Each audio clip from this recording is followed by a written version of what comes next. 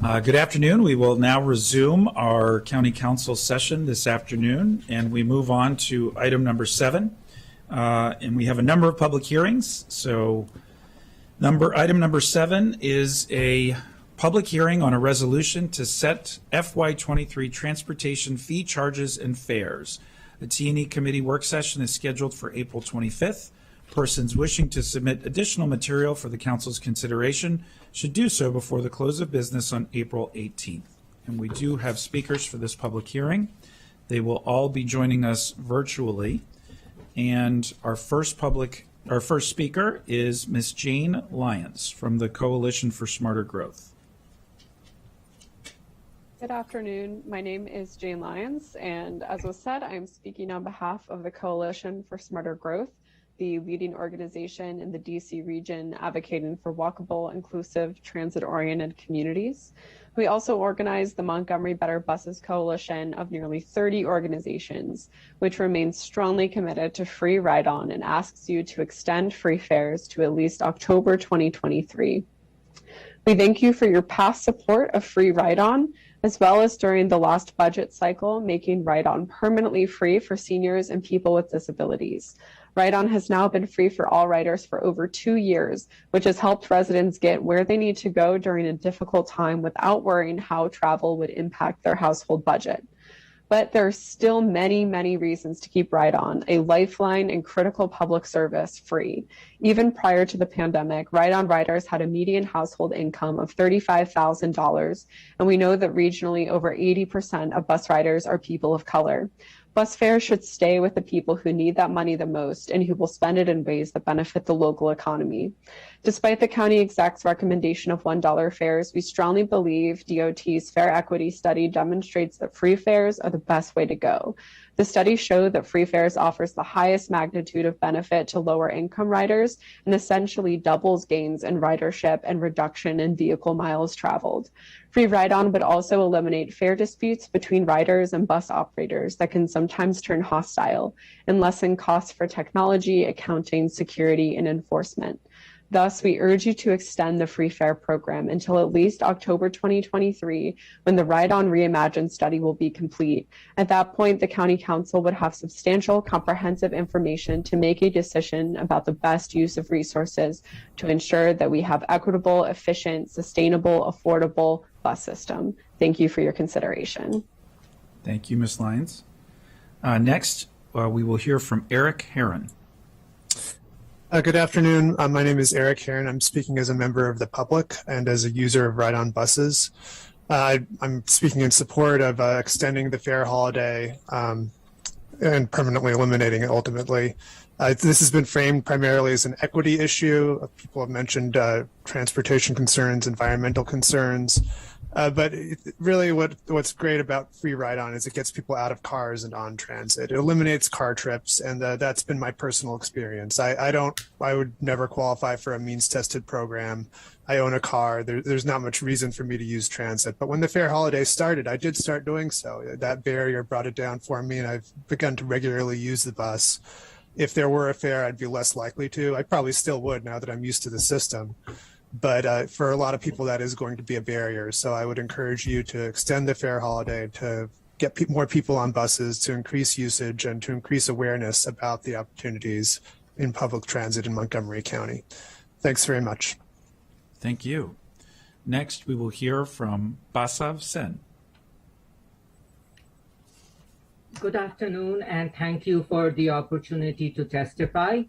My name is Basav Sen, and I'm the director of the Climate Policy Program at the Institute for Policy Studies, which is a multi-issue progressive think tank. And I'm also a resident of 1706 Dublin Drive in Silver Spring and a frequent user of Ride-On.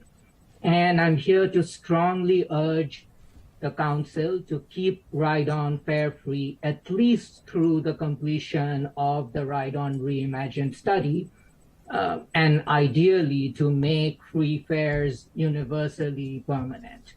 The prior two speakers offered some very strong reasons for doing so, and I will add one more, which is that this is about the worst possible time to risk loss of ridership for any reason. We are in the process of recovering from a pandemic and the associated economic crisis, which caused one of the biggest drops in ridership ever. And just as we are recovering, for us to institute fares again and risk losing ridership is not a good idea. And also, speaking of timing, on the international stage, recently, the Intergovernmental Panel on Climate Change, which is a global scientific body, warned us that we have 3 years at most to reach peak greenhouse gas emissions before we start cutting them drastically. And this is the worst possible time to risk losing people back to single occupancy vehicle miles traveled, which is the largest driver of growth in greenhouse gas emissions. Thank you for your time. Thank you so much, Mr. Sen. Next, we will hear from Tina Slater. Thank you, President Albornoz, and hello, council members. I'm Tina Slater. I'm speaking as an individual. I support the free fares. I know the county executive wants to make it $1, but I say keep it free. And 6 reasons. 1, fares right now, well, back when we had fares, contributed a very small percentage to the operating costs of Ride-On. Therefore, it is not a big budget deal. 2, free fares will help the low-income riders. $108,000 is the median household income for the county, but it's only $35,000 median income for a typical Ride-On rider. Number 3, it will eliminate arguments with the bus driver over people who refuse to pay a fare. Number 4, it will make for much faster boarding. Number 5, it will attract new riders. And number 6, it will encourage existing riders and actually anybody to use Ride-On for more trips, which is great for relieving some congestion, helping the climate. And I do want to thank Councilmember Glass for his introduction of free fare for kids, which really exploded the growth in kids riding transit. And let's train the kids to use transit, and we'll have riders for life. Thank you very much. Thank you so much, Ms. Slater. There are no more speakers for this public hearing, and so this public hearing is now closed. That moves us on to item number 8. This is a public hearing on an amendment to the FY21 through 26 Capital Improvements Program and supplemental appropriation to the FY22 capital budget, Montgomery County Government Department of Transportation, in the amount of $3,500,000 for bridge renovation number 509-753. Source of funds is government operation bonds. T&E committee work session is scheduled for April 21st. Persons wishing to submit additional material for the council's consideration should do so before the close of business on April 14th. There are no speakers for this public hearing, and so this public hearing is now closed. Item number 9. This is a public hearing on an amendment to the FY21 through 26 CIP and supplemental appropriation number 22-72 to the FY22 capital budget, Montgomery County Government Department of Environmental Protection, in the amount of $1,300,000 for flood control study number 802202. Source of funds is current revenue general. A T&E committee work session will be scheduled at a later date. Persons wishing to submit additional material for the council's consideration should do so before the close of business on April 28th. There are no speakers for this public hearing, and so this public hearing is also now closed. That moves us on to item number 10. This is a public hearing on an amendment to the FY21 through 26 CIP and supplemental appropriation 22-74 to the FY22 capital budget, Montgomery County Government Department of Housing and Community Affairs, in the amount of $40 million for preservation of naturally occurring affordable housing number 762201. Source of funds is current revenue general. A Fed committee session is scheduled for April 25th. Persons wishing to submit additional material for the council's consideration should do so before the close of business on April 18th. And we do have a speaker for this public hearing. Mr. Nagam, if you could come forward.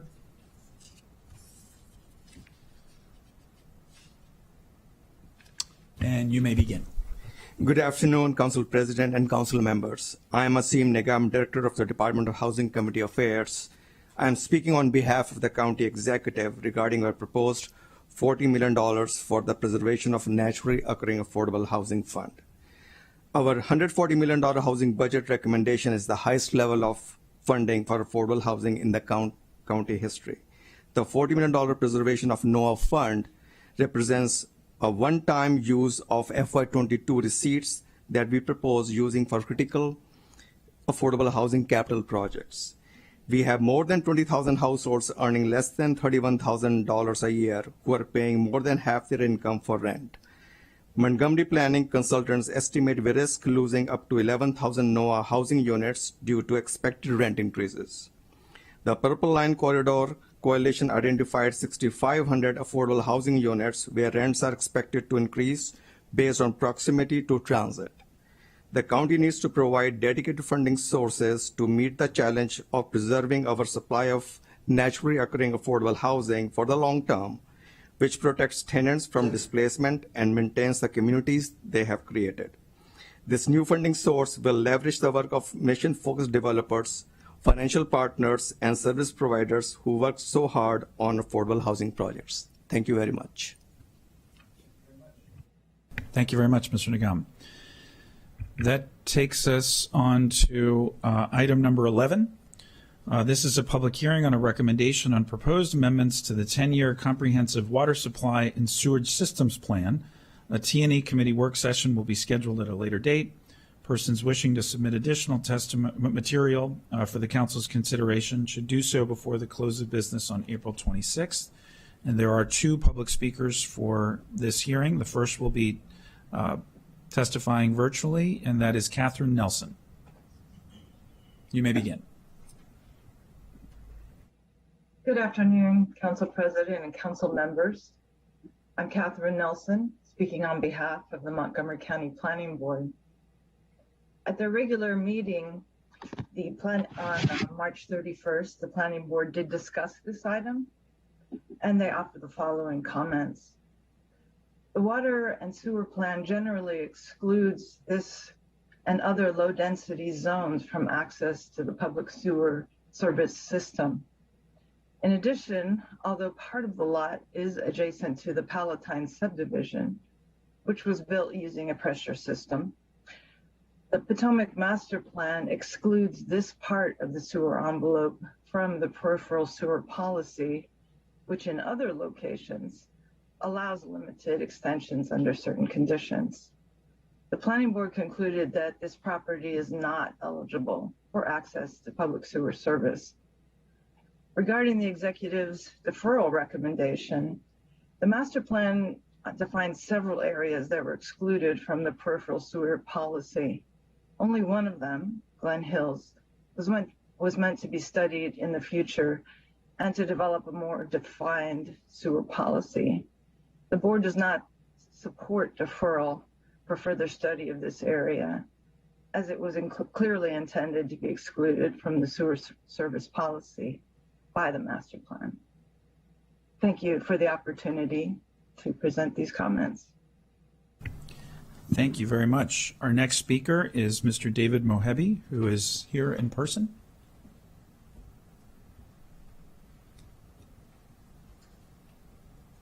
And you may begin your testimony. Good afternoon, Mr. President, council members.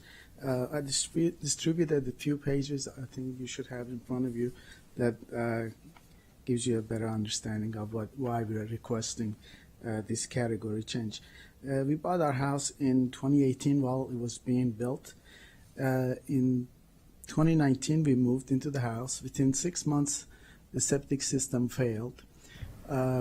We called the contractor and explained to them that the septic system has failed.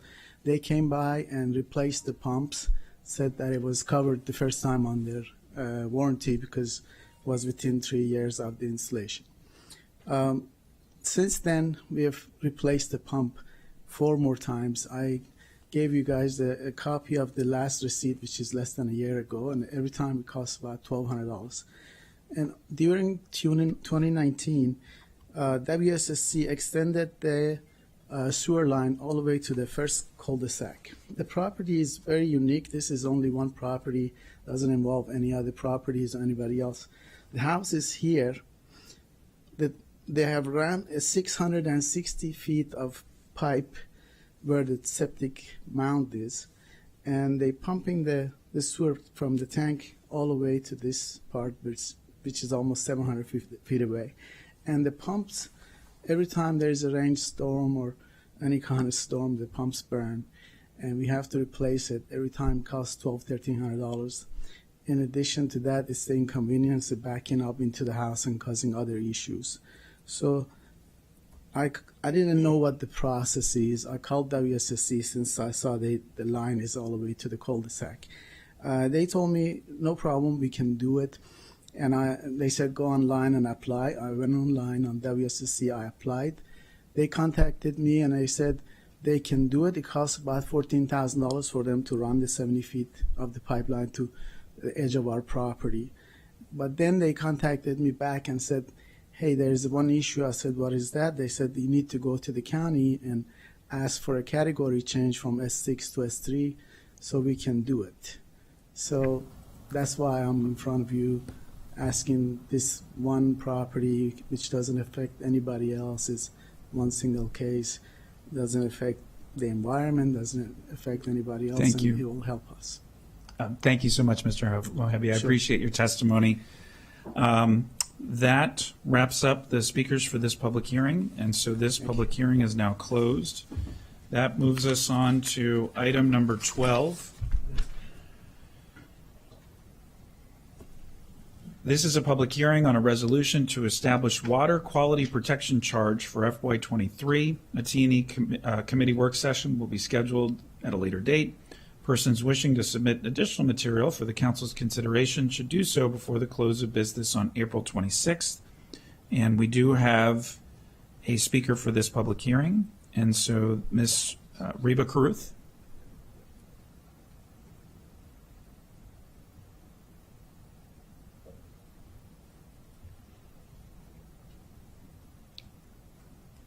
Thank you. You may begin. If you could press the red button, or it's not red actually, there's a button. No, it's there's a button right by your microphone that looks like a person. There you go. Okay, let's start again. My name is Reba Caruth. I am just here as a citizen and long-term resident of Montgomery County. I'd like to thank you, Mr. President, and distinguished members of the Montgomery County Council for hearing my testimony today. I am here to request reconsideration for the expansion of the water quality protection charge to take into account the growing and rising threats posed to clean drinking water and water quality due to climate change and stormwater runoff. One of the things that I want to stress today is that I'm making this request to ensure that the universal access to clean drinking water in Montgomery County is protected, but also to frame this in the context of strengthening climate resilience, which is a very important part of the wonderful climate plan that Montgomery County has prepared.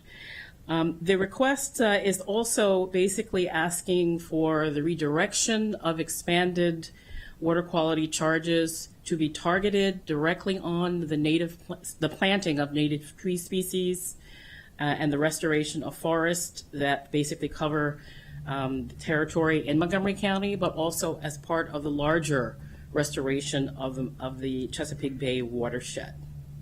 One of the things that I think is important to state today is that this issue of clean water is a universal one. It doesn't respect or disrespect people based on their zip code, and therefore it is basically a request that is framed within the context of seeing a higher public good and greater good for Montgomery County.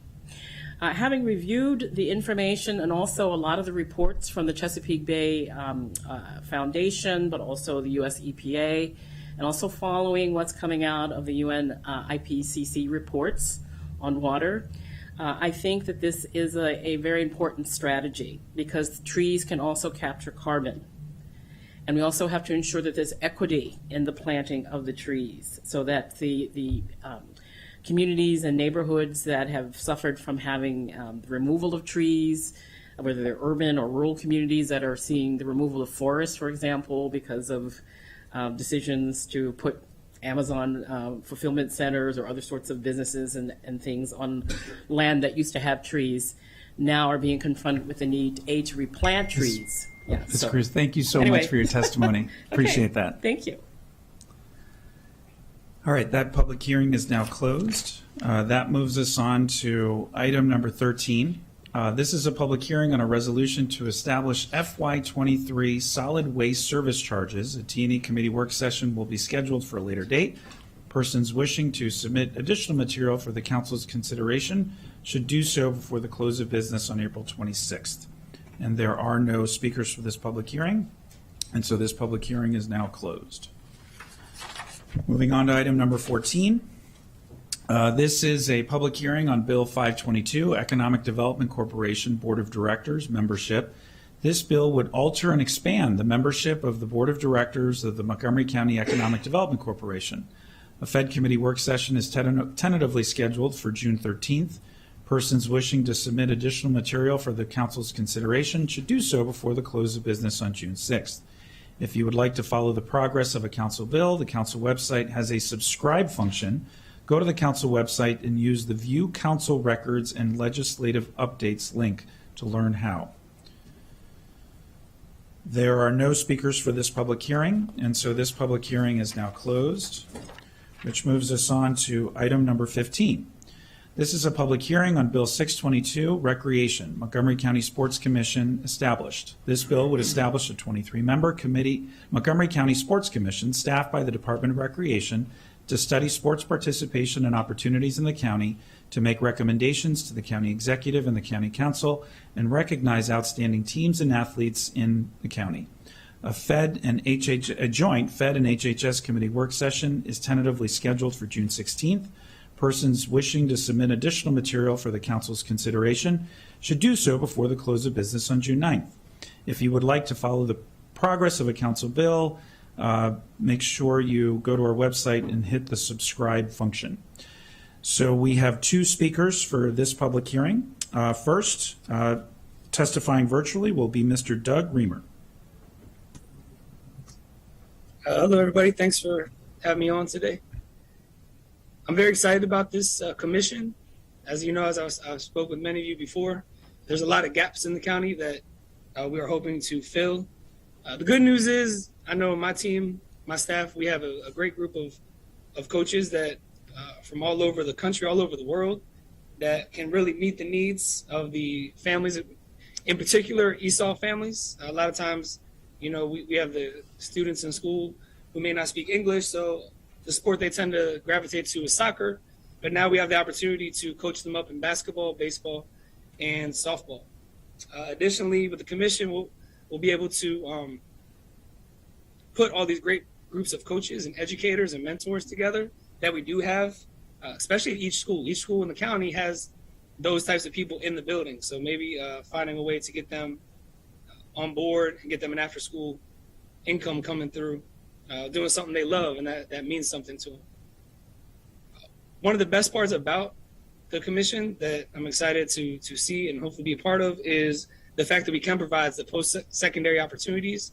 There's a couple organizations out there. Minority Baseball Prospects is one of them, and they are doing a phenomenal job of placing kids into our post-secondary opportunities. And then the Major League Baseball Diversity Pipeline is another way for kids not only just to play the sport, but to have pursue their dream of being in Major League Baseball, but perhaps as a role that's not physical. There's plenty of other roles out there that we can introduce kids to.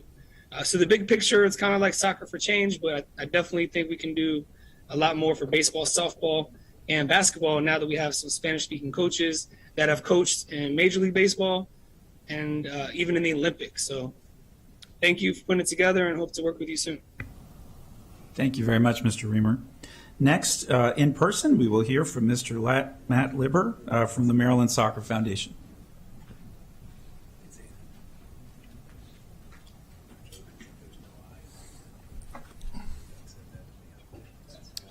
Oh, you actually turned it off. There you go. Good afternoon. Good to see you in person for the first time. For the record, Matt Libber, Executive Director of Maryland Soccerplex. I'm here to speak in support of the Sports Commission bill. I think over the pandemic, I think all of us have realized how important sports are, especially at the youth level, from a physical activity standpoint, mental health standpoint, educational standpoint, and even just bringing stability to a family sometimes. It is also a huge economic driver, not only for this county, but the state. In the United States alone, youth sports accounts for $45 billion of economic activity. In the state of Maryland, it's $220 million worth of economic activity. It has proven multiple times that it is recession-proof. And for the most part, it was almost pandemic-proof. We got over that hurdle after a while, but we got there. Sports is also a great way to assimilate new immigrants to our community. Montgomery County is by far a huge immigrant population.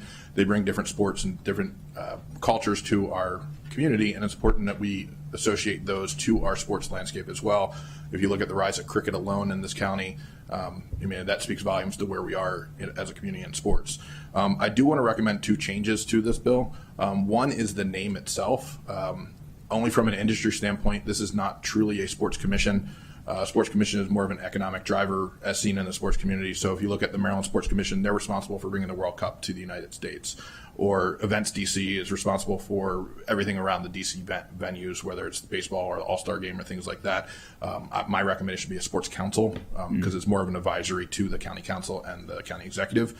The second one, probably a little more controversial, but I would recommend reducing the numbers of members on this commission. 23 is a very large number of people to get to agree on one thing. I fully recognize that we're trying to get as many sports involved as possible, but I think through the term limits and the appointment process, the council and the county executive can pick the right people to be on the commission to represent the entire sports community and not necessarily rely on having every sport represented in every conversation. I don't think we'll get very far if we go down that route. Thank you for your time, and if you have questions, you know where to find me. Great. Thank you so much for that testimony. Both of those recommendations make a lot of sense. This public hearing is now closed. Councilmember Rice, turn it over to you to make a comment. Thank you very much, Ms. President. And just unfortunately, when this was introduced, I had my accident, so I wasn't able to be added as a co-sponsor, but I would like to be added as a co-sponsor to this. Thank you. Noted, and proud to have you. All right, that moves us on to the next item on the agenda, which is item number 16. This is a public hearing on Special Appropriation 22-68 to the FY22 operating budget, Montgomery County Government, Department of Health and Human Services, ending the Human Immune Deficiency Virus Epidemic Grant in the amount of $1,172,584. The source of funds is federal grant funds. Action is scheduled for April 26th. Persons wishing to submit additional material for the council's consideration should do so before the close of business today. There are no speakers for this public hearing, and so this public hearing is now closed. Moves us on to item number 17. This is a public hearing on a resolution to set FY23 property tax credit for income tax offset. A GO committee work session is tentatively scheduled for 4/22/22. Persons wishing to submit additional material for the council's consideration should do so before the close of business on April 15th. There are no speakers for this public hearing either, so this public hearing is now closed. Moving on to item number 18.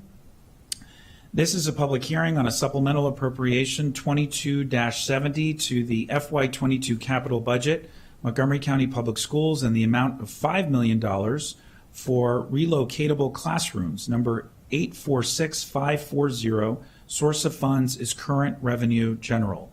Action is scheduled immediately following this hearing. There are no speakers for this public hearing, and so this public hearing is now closed. Can I get a motion to accept this recommendation? So moved, Mr. President. Moved by Councilmember Rice, seconded by Councilmember Friedson. See no discussion. All those in favor, please raise your hands. And that is unanimous. That moves us on to item number 19. This is a public hearing on a special appropriation to the FY22 capital budget and amendment to the FY21 through 26 capital improvements program, Montgomery County Public Schools, in the amount of $3 million for relocatable classrooms. Number 846540, source of funds, current revenue general. Action is also immediately scheduled following this hearing. There are no speakers for this public hearing. I see that Councilmember Navarro would like to speak. Councilmember Navarro. Well, first, of course, I would like to acknowledge very quickly that items 19, 20, and 21 are interrelated. So I did not want to pass the opportunity to express my appreciation to the Board of Education and Superintendent McKnight for sending over this particular request. It does complement the action that we took previously on relocatables, but it is connected to the initiative to expand wellness centers to all high schools. And so it is really, I think, important to thank them for taking this approach, something that this council has been very interested in for a long time. No doubt, we all acknowledge that the pandemic has absolutely exacerbated the mental and the emotional needs of our students, our faculty, our parents, and this is an attempt to begin to provide those kinds of supports within the school. So wanted to just set the context for that, given that there are three separate actions, but really wanted to thank also my colleague, Craig Rice, as chair of the Education Committee, as well as Council President Albornoz, chair of HHS, for expeditiously also working hand in hand to lead the committee's joint session to get us to this particular point. And with that, I move this item. Thank you. Second. Moved by Councilmember Navarro, seconded by Councilmember Rice. See no requests to speak during comment. All those in favor, please raise your hands. And that is unanimous. That moves us on to item number 20. This is a public hearing on a special appropriation to the FY22 capital budget and amendments to the FY21 through 26 capital improvements program of the Montgomery County government in the amount of $2 million for high school wellness centers. Source of funds is GO bonds, current revenue general. Action is scheduled immediately following this hearing, and we do have speakers for this public hearing, all of which will be testifying virtually. And the first speaker is Link Hoeing. Link? Good afternoon. How are you? Wellness centers have shown that they demonstrated that they offer significant benefits for the health and learning outcomes of our students. What Councilmember Navarro has done is recognize that mental health and well-being must become an integral and vital part of our education system. The unique characteristics of Poolesville High School, particularly its distance from mental health and counseling support services, strongly supports the case for inclusion of a wellness center or school-based health center in the plans for the construction of our new high school. Since the rebuilt school is scheduled to be completed by the end of 2024, plans should be made now to incorporate the wellness center into the construction process so it is ready when the school reopens. When the pandemic has added to the pressures our students face due to the resulting social isolation they have experienced, the reality is that the mental health of our youth has been at risk for a very long time. A recent Washington Post magazine report written by children's mental health author Judith Warner stated it bluntly: "We have essentially turned a blind eye to our children for decades." Warner notes that some experts blame the pandemic for the bulk of the mental health problems facing our youth, but she says, quote, "The pandemic hasn't created a children's mental health crisis out of nowhere. Rather, it's shown a spotlight on a catastrophe that has been hiding in plain sight for a very long time."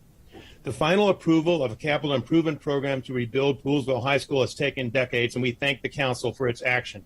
We cannot afford to leave out of the program any improvements that will ensure the new school is as ready as possible to address all the needs of our students for many years to come. Councilmember Navarro's efforts to institutionalize wellness centers into our high schools and make them a vital and important part of their programming is an important step in helping all of our youth thrive.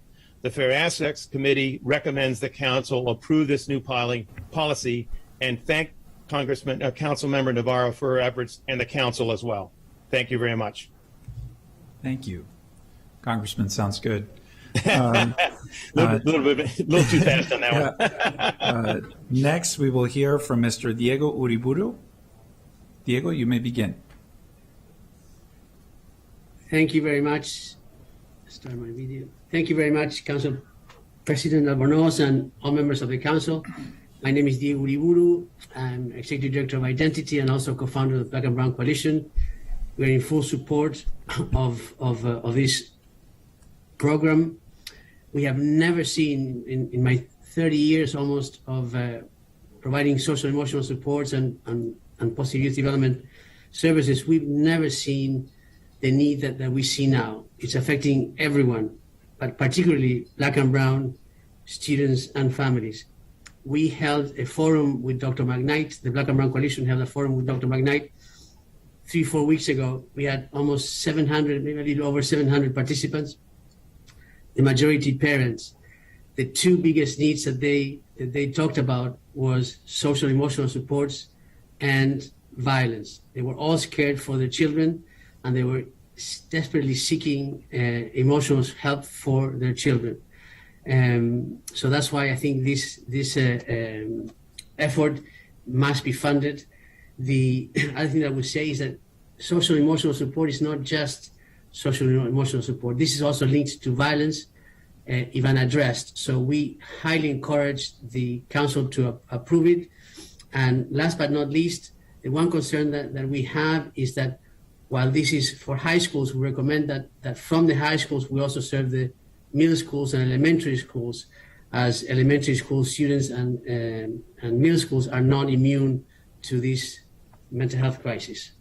Again, thank you very much for everything all of you have done to guide our communities through this difficult pandemic. You guys are amazing. Thank you. No, you're amazing. Thank you, Mr. Uriburu. Next, we will hear from Mario Alvarado.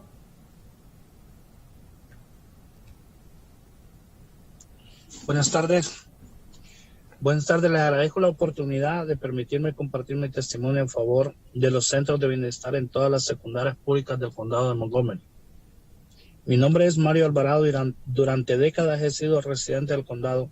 Soy padre de familia y para mí, como para otras familias inmigrantes, es muy importante que nuestros hijos reciban este apoyo emocional, sobre todo en estos momentos de crisis como la que atravesamos en la pandemia COVID-19. Al mismo tiempo, los centros de bienestar son fundamentales para la integración al sistema escolar de estudiantes migrantes que han llegado al país recientemente. Por este medio pido la aprobación de fondos para invertir en el presente y en el futuro de nuestros hijos. Este es el momento para hacer la diferencia y evitar tragedias que de ya pueden ser prevenidas mediante el apoyo emocional que tanto necesitan los jóvenes. Nuestra juventud los necesita. Gracias por su tiempo y espero que mi argumento sea considerado. Muchísimas gracias y que Dios les bendiga.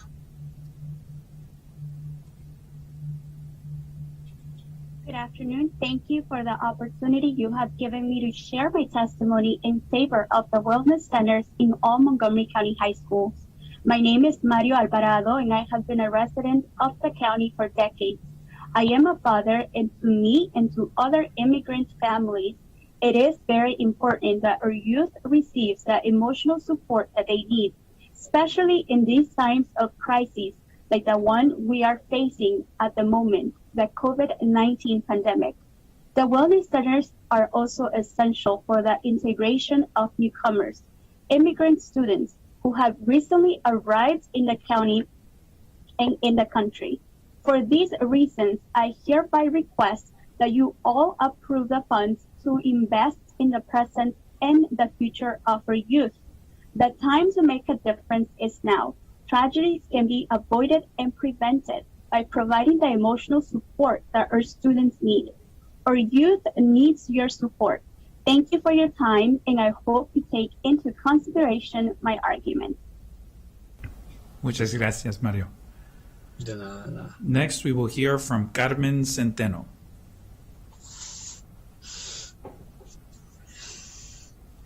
Buenas tardes, mi nombre es Carmen Centeno. orgulloso inmigrante proveniente de El Salvador. Actualmente trabajo como especialista en desarrollo positivo juvenil en el Centro de Bienestar de Northwood High School. La razón por la que hago mi testimonio en español es porque el día de hoy quiero representar a mi comunidad hispanohablante en el condado, porque nuestra voz importa. Como residente y trabajadora en la comunidad, vengo a abogar por la iniciativa de proveer fondos para darle la oportunidad a miles de jóvenes de tener acceso a centros de bienestar en sus escuelas. Los pocos centros que tenemos no bastan. Mi familia y yo nos beneficiamos de tener un centro de bienestar en Northwood High School hace años. Ahí tuve un lugar donde me aceptaban a pesar de las barreras que enfrentábamos como familia inmigrante en este condado. Nos conectaron con comida cuando la necesitábamos y nos hicieron sentir parte de una comunidad. Ustedes y yo sabemos la importancia de sentirse miembros de una comunidad y las consecuencias de no serlo.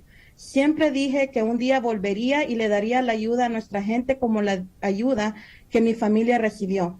Ahora trabajo en el Centro de Bienestar de Northwood High School, ayudándole a cientos de estudiantes y a sus familias a través de nuestros servicios de salud mental, desarrollo positivo juvenil y conectándolos con los recursos que nuestro condado les provee.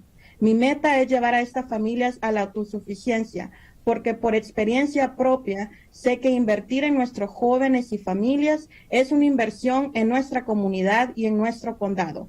Los retos que están enfrentando los jóvenes y sus familias actualmente son incontables.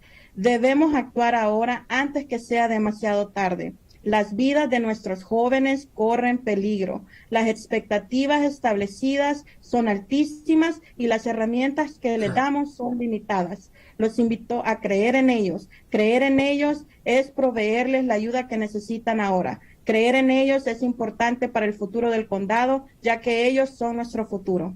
Gracias. Good afternoon. My name is Carmen Centeno. I am a proud immigrant from El Salvador, and I currently work as a youth development specialist at the Northwood High School Wellness Center. I am sharing my testimony in Spanish as I want to represent my Spanish-speaking community in the county because our voices matter. As a resident and worker in that community, I come to advocate for the initiative to provide funds to give thousands of young people the opportunity to have access to wellness centers in their schools. The few centers we have are not enough. My family and I have benefited from having a wellness center at Northwood High School. It has been a place where I was accepted despite the obstacles we faced as an immigrant family in the county. They connected us with food resources when we needed it and made us feel part of this community. You and I know the importance of feeling like a member of a community and the consequences of not being one. I always said that one day I would come back and give back to this community. I now work at the Wellness Center at the Northwood High School, helping hundreds of students and their families through our mental health services, providing youth development and connecting them to the resources our county provides. My goal is to lead these families to self-sufficiency because I know from my own experience that investing in our youth and our families is an investment in our community and in our county. The challenges that young people and their families are facing today are countless. We must act now before it is too late. The lives of our young people are in danger. The expectations set are very high and the tools we give them are limited. I invite you all to believe in them and to provide them with the help they need now. Believing in them is important to the future of our county as they are our future. Thank you. Thank you. Next, we will hear from Cristian Pereira. Buenas tardes, mi nombre es Cristian Pereira, originario de El Salvador. Actualmente soy un paraeducador en educación especial en Northwood High School y también soy un facilitador en el programa Liberty's Promise. Como hispano, quiero abogar por los jóvenes y sus familias que necesitan de los centros de bienestar. Nuestro esfuerzo por expandir la ayuda para la comunidad es valuable, ante todo. Y es por esto que estoy acá, para que se promuevan fondos para que miles de jóvenes y sus familias de todo alrededor del condado tengan acceso a centros de bienestar en sus escuelas. Hace 3 años fui beneficiado del Centro de Bienestar en Northwood High School, administrado por NCCF. Como estudiante inmigrante recién llegado de los Estados Unidos, fue difícil encajar en la comunidad muy diversa, llena de obstáculos y retos. Gracias al Centro de Bienestar, me ayudaron a sentirme un miembro importante de esta sociedad, también a tener acceso a consejería, que gracias a ellos me ayudaron a navegar el nuevo sistema educativo y a tener acceso a muchos programas que este mismo ofrece. Dentro del Centro de Bienestar encontré mi pasión por el trabajo con la comunidad. Gracias a la señora Carmen Centeno, miembro del Centro de Bienestar, que me brindó su total apoyo para entrar a la universidad y me conectó a ayudas financieras para no optar a préstamos estudiantiles. Ella, como trabajadora del Centro de Bienestar de Northwood High School, me guió desde el día número 1 hasta el final de mi graduación en Montgomery College. Es por esta razón que ahora trabajo dentro del Centro de Bienestar en Northwood High School a través de Liberty's Promise, facilitando programas para jóvenes. Quiero dar todo el apoyo que yo recibí a aquellos jóvenes y familias que están enfrentando retos muy difíciles, que por falta de apoyo los jóvenes están expuestos a retos peligrosos que parecen insuperables. El futuro está en los jóvenes y soy el claro ejemplo de lo importante y esencial que son los centros de bienestar en nuestras escuelas para el sano desarrollo de la juventud. Gracias. Good afternoon. My name is Cristian Pereira. I am a native of El Salvador. I am currently an educational assistant in special education at Northwood High School, and I am also a facilitator in the Liberty's Promise program. As a Hispanic, I want to advocate for young people and their families who need wellness centers. Our effort to expand outreach to the community is valuable above all else, and that is why I am here to promote funds so that thousands of young adults and their families from all over the county have access to the wellness centers in their schools. 3 years ago, I was a beneficiary of the Wellness Center at Northwood High School, run by NCCF. As an immigrant student who had recently arrived in the United States, it was difficult to fit into a very diverse community full of obstacles and challenges. Thanks to the Wellness Center, they helped me feel as an important member of this society. Also, having access to counseling helped me navigate the educational system and to benefit from the many programs that it offers. Within the Wellness Centers, I found my passion for working with the community. And thank you to Ms. Carmen Centeno, member of the Wellness Center, who gave me her full support to enter the university and who helped me connect with financial aid so that I did not have to depend on student loans to continue with my higher education. Mrs. Carmen, as a Northwood High School Wellness Center worker, guided me from the beginning to the last day of my graduation at Montgomery College. It is for this reason that I now work within the Wellness Center at Northwood High School through Liberty's Promise Youth Program. I want to give back to young people and families who are facing difficulties all the support that I received. Very often, due to the lack of support, young people are exposed to dangerous challenges that seem impossible. The future lies with our youth, and I am a clear example of how important and essential the wellness centers are in our schools and the impact it has on our mental health and development of our youth. Thank you. Thank you. That concludes our speakers for this public hearing, and so this public hearing is now closed. Councilmember Navarro. Thank you, Mr. President. As I said earlier, these items are all interrelated.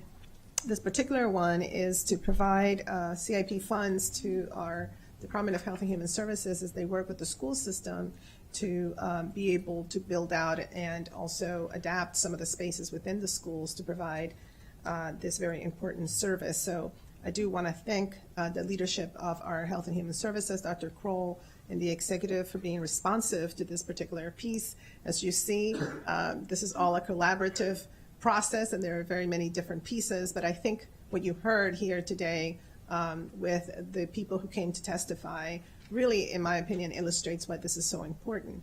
I am particularly moved by the story of Ms. Centeno and Mr. Pereira.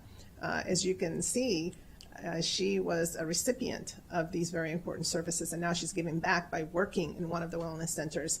And she did provide that kind of support to Mr. Pereira, who then was able to pursue higher education and now also works in the space of positive youth development. And so this, in my opinion, is a very, really, really awesome example of what these types of services and programs do and why it is so important to invest in these. So I want to thank everybody who came to testify. Muchísimas gracias por venir a dar testimonio esta tarde.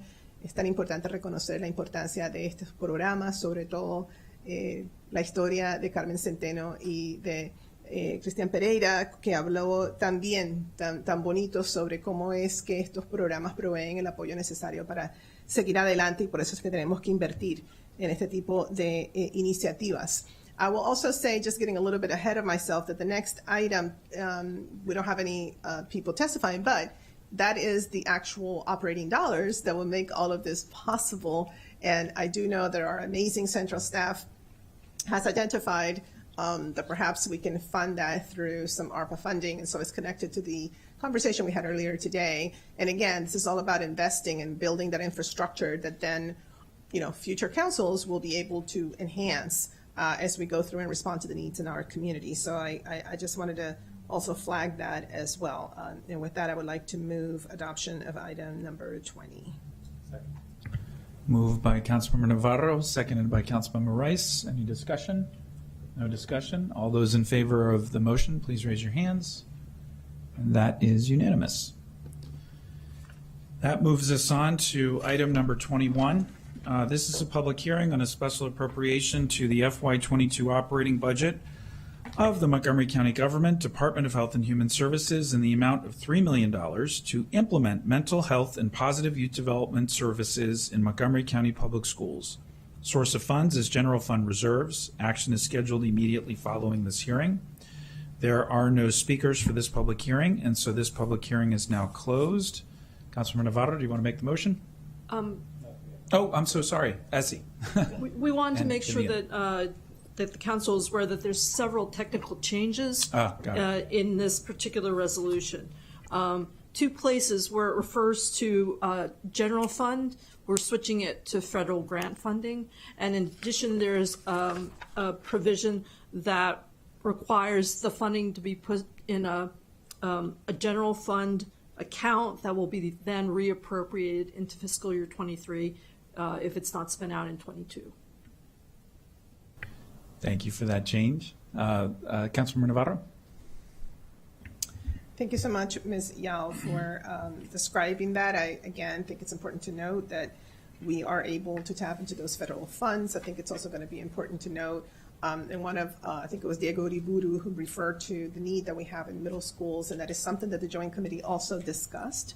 It is something that we are very aware of and very concerned about. Also had conversations with the superintendent, Dr. McKnight, about this. And so the hope is that as we expand the wellness centers to all high schools, that we would use the type of hub model, if you will. We did that with the Judy centers, for example, in the space of early care and education, that we can then begin to provide some supports to the middle schools as then we're able to invest and actually begin to incorporate some wellness centers in middle schools as well. This is really, really important. But, we have to start somewhere. So this is how we start, and this is how we start to put in place the infrastructure. That's going to be really important. The second piece is that we also know that there are going to be, some challenges to staffing up very quickly. But we did discuss in the Joint Committee that starting with positive youth development specialists is going to be really important.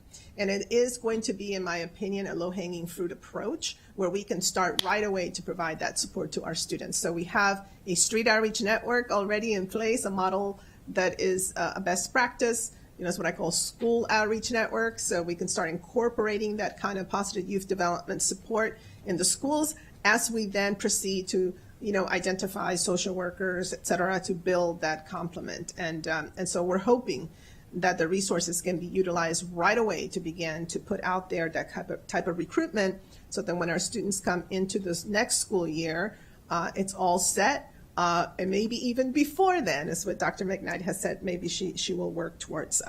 So that is what this is about. And again, thank you to our central office staff for identifying some federal funds so that we can provide some more space in our operating budget for other items as well. Thank you. So with that, I move item number 21. Moved by Councilmember Navarro, seconded by Councilmember Rice. Any discussion? All those in favor, please raise your hands. And that is unanimous as well. All right, that moves us on to item number 22. This is a public hearing on Special Appropriation 22-79 to the county government's FY22 operating budget, COVID-19 Human Services and Community Assistance non-departmental account in the amount of $1,710,000 for COVID-19 response towards the Montgomery County Food Security Fund. Source of funds is the American Rescue Plan Act. Action is scheduled immediately following this hearing. There are no speakers for this public hearing, and so this public hearing is now closed. Can I get a motion to? So moved. So moved by Councilmember Rice, seconded by Councilmember Friedson. Any discussion? No discussion. All those in favor, please raise your hands. And that is unanimous. All right, that moves us on to item number 23. This is a public hearing on the special appropriation to the county government's FY22 capital budget for the Department of Recreation and amendment to the FY21 through 26 capital improvements program in the amount of $109,000 for the Public Arts Trust. Action is scheduled immediately following this hearing. There are no speakers for this public hearing, and so this public hearing is now closed. Can I get a motion? Moved by Councilmember Rice, seconded by Council Vice President Glass. Any discussion? Nope. All those in favor, please raise your hands. And that is unanimous. Great. Which takes us on to item number 24.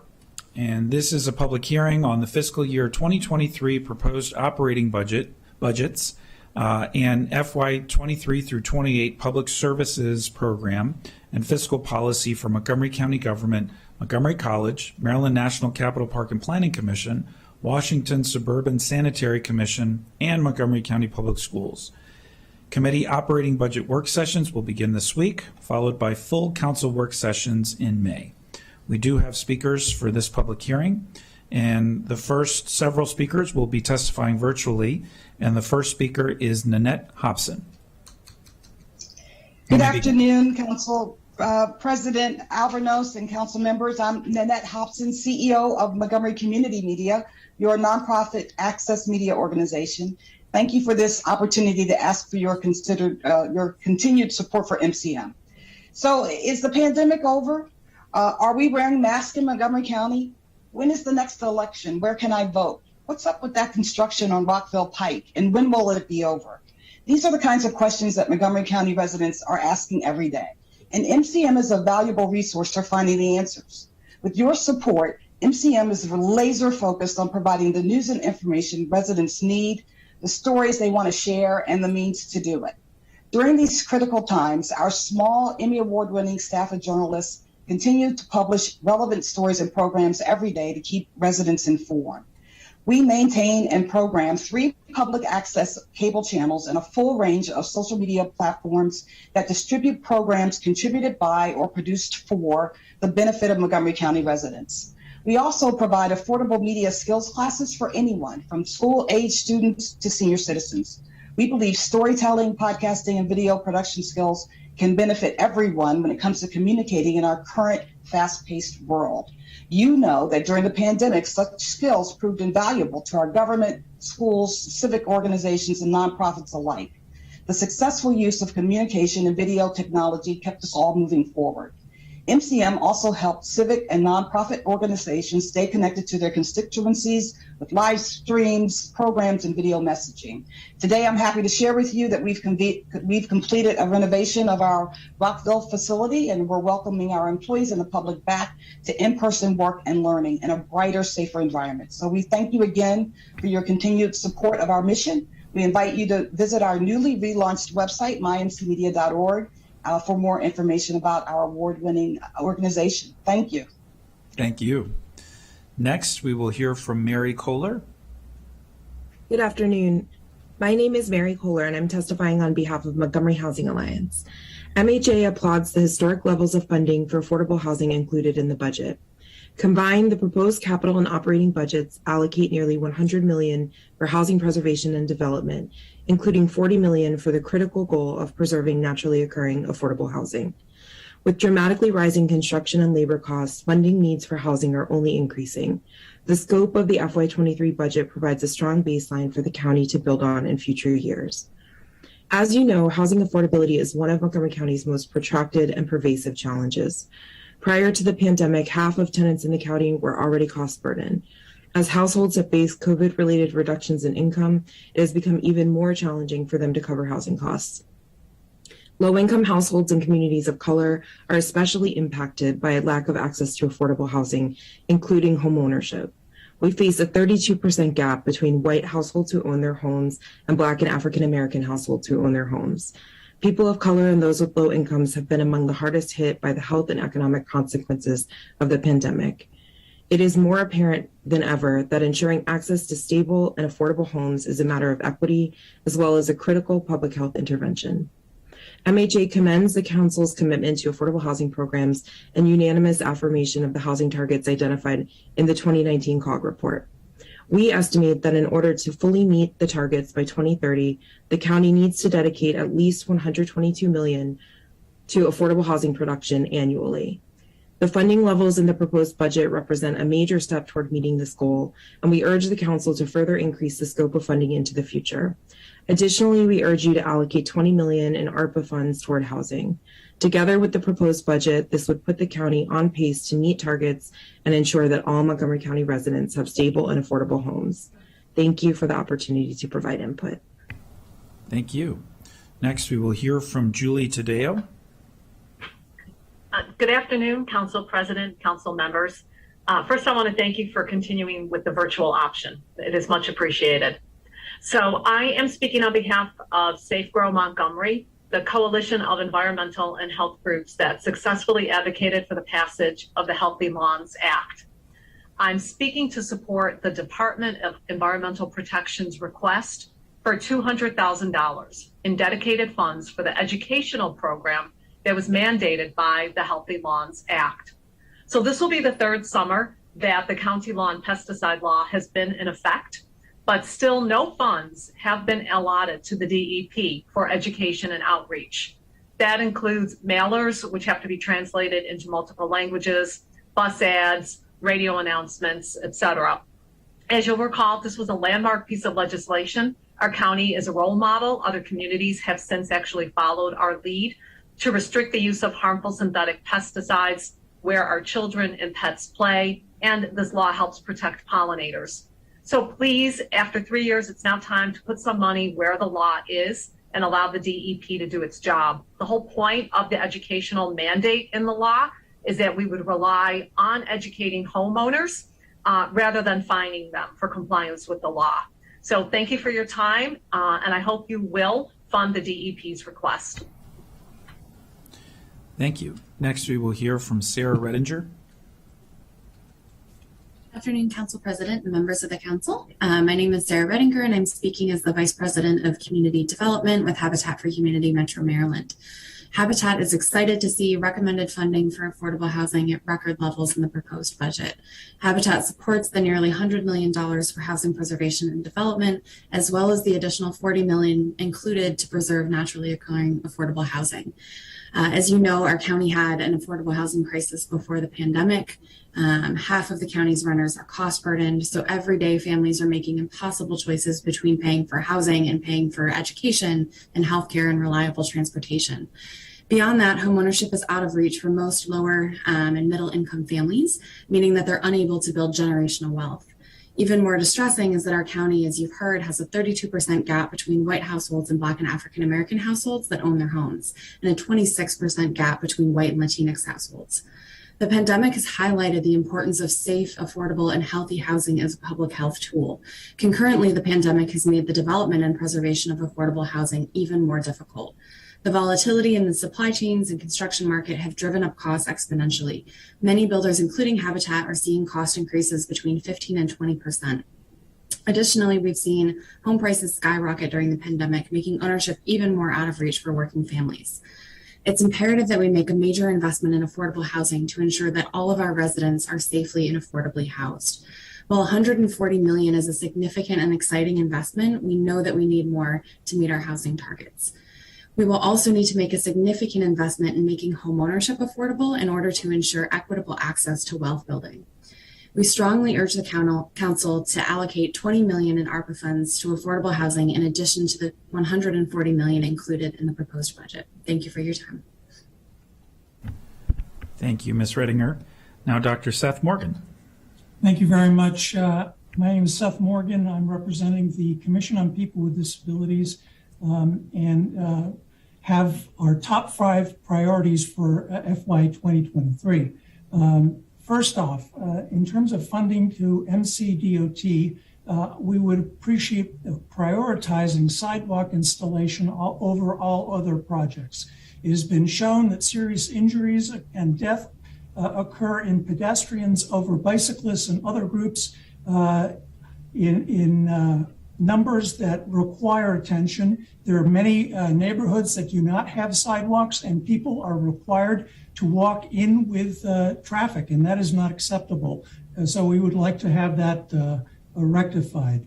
We recommend funding MoCo Better Beginnings. It is a project which would benefit particularly lower income populations, and it has been shown that within the autism spectrum, long-term disability is decreased or eliminated up to 50% of the children diagnosed with early intervention. It is absolutely critical, and it is not available to lower income population.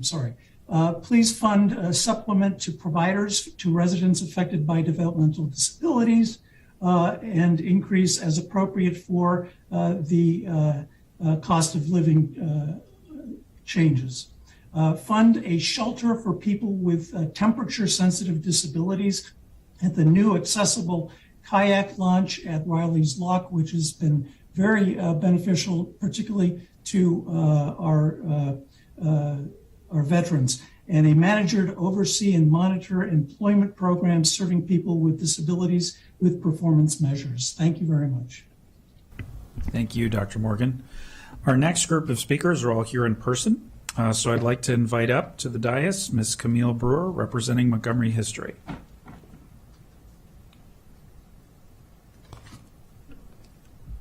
You may begin.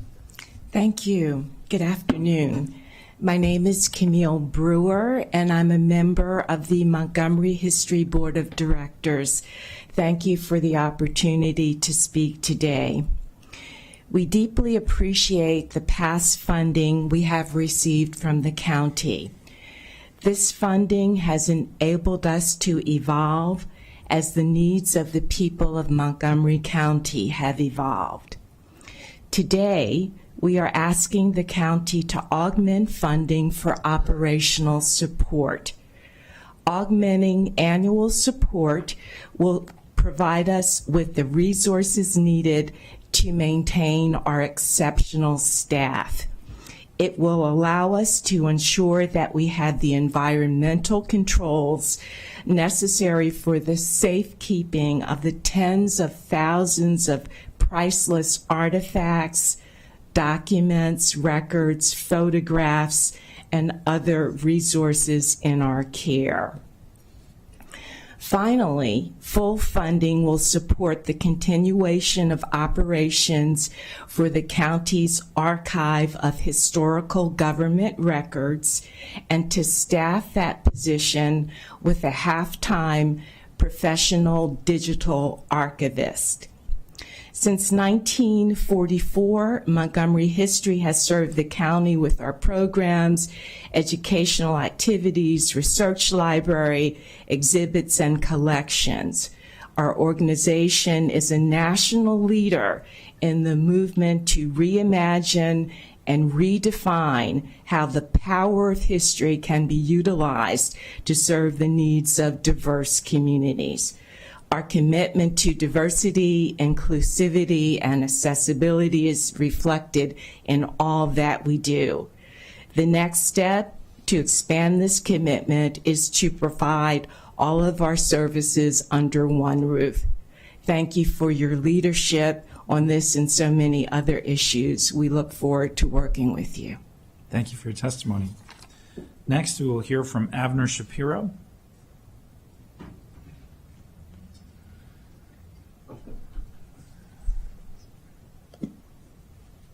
And you may begin. Good afternoon, council members. My name is Avner Shapiro. I'm a co-chair of MoCo Better Beginnings, a coalition of parent advocates, pediatricians, service providers, and professional advocates for people with developmental disabilities. In our proposal, we ask for modest investment to improve the rate at which children with developmental disabilities receive early intervention. Our county is failing to meet its obligation under the IDEA. About half of our children with DD do not receive the early intervention that they need and that they are entitled to. While this is a county-wide problem, it's most acute in our low-income and in historically discriminated against communities. Whenever we fail to provide early intervention to an individual with DD, it's a tragedy. And that's because the scientific evidence establishes that by capitalizing on the malleability of the toddler's brain, we have the capacity to change the trajectory of a person's development for the better. Unless and until we help families find their way to early intervention, we will be consigning many of our residents to restrictive environments and unnecessary torment and misery. County and state government will also continue paying a steep price. They will have to continue spending enormous sums on individuals who could have lived relatively independent lives if they had received early intervention. With small investment, we can create different futures by simply ensuring two things occur throughout our county. First, that our providers of pediatric services screen all of our infants and toddlers in accordance with the guidelines of the American Academy of Pediatrics. And second, that those who screen positive for DD are both promptly diagnosed for conditions like autism and expeditiously referred to our county's Infants and Toddlers Program and other service providers to receive early intervention by no later than age 2. We can do this. We must do this. Thank you. Thank you so much. Next, we will hear from Monica Carter-Laws.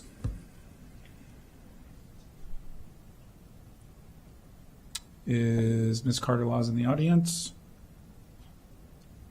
No. Next, we will hear from Mr. Abe Shookman.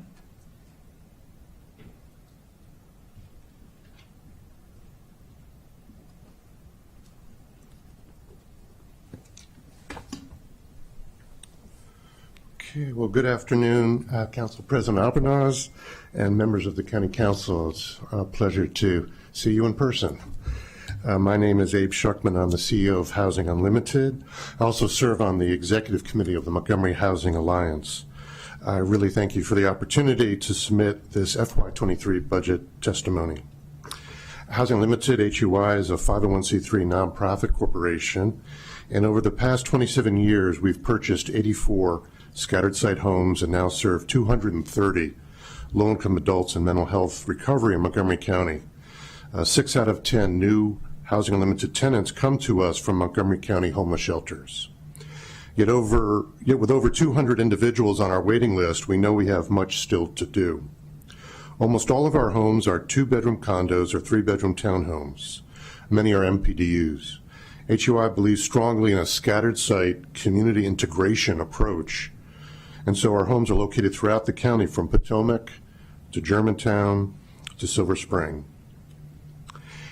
HUI has greatly benefited from county acquisition and renovation loan funds, from our opportunity to purchase MPDUs, and from our tenants' ability to access shallow rent subsidies from the county's Rental Assistance Program, or RAP. I very much applaud the county executive and county council for your commitment to affordable housing. The proposed FY23 budget includes historic levels of funding for affordable housing. The FY23 capital and operating budgets include nearly $140 million for a range of affordable housing needs, reflecting the areas of preservation and development, rent subsidy programs, down payment assistance, homelessness services spending, and housing program grants. This budget also includes $40 million for the vitally important goal of preserving naturally occurring affordable housing. Thank you so much for your consideration. I really appreciate it. Thank you so much. Finally, we will hear from Patrick Benko.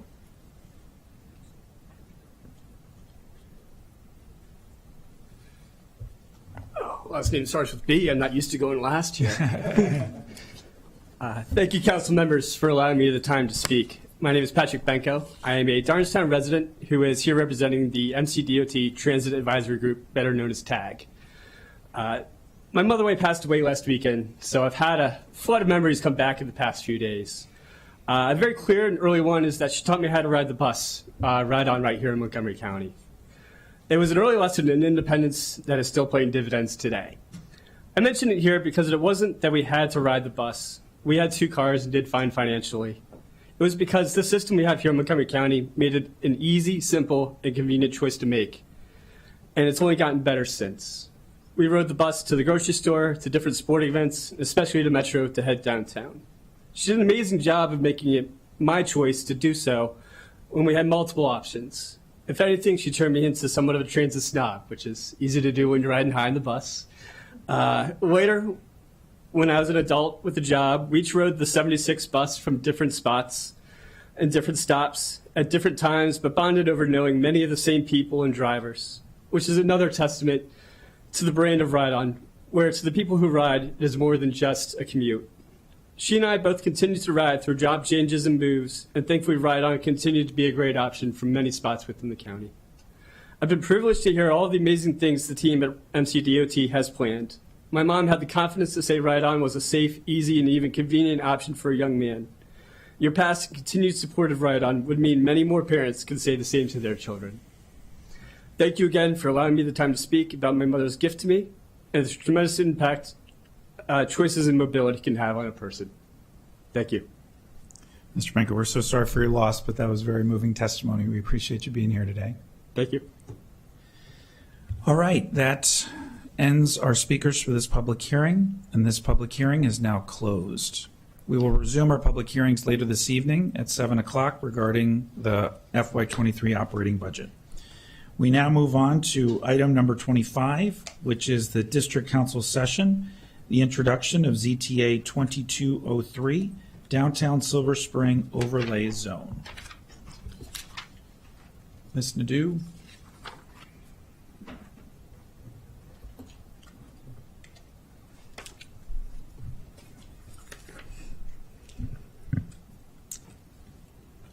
Thank you for joining us. Of course. Good afternoon, council members. So ZTA 2203 is going to establish the Downtown Silver Spring Overlay Zone. It will remove an overlay. It's going to amend the Fenton Village overlay, but I'm not going to go into it too deeply now because you will actually be reviewing the Silver Spring Master Plan in about 2 agenda items. And this ZTA will come up for public hearing and Fed work session after council reviews the full plan. Great. I don't see any other questions or comments regarding this item, so that was a quick one. Thank you very much, Ms. Nadeau. Which moves us on to item B, which is an action, and this is the Potomac Overlook Amendment to the Plan for Historic Preservation. Fed Committee recommends approval. Councilmember Reamer, I'll turn it over to you.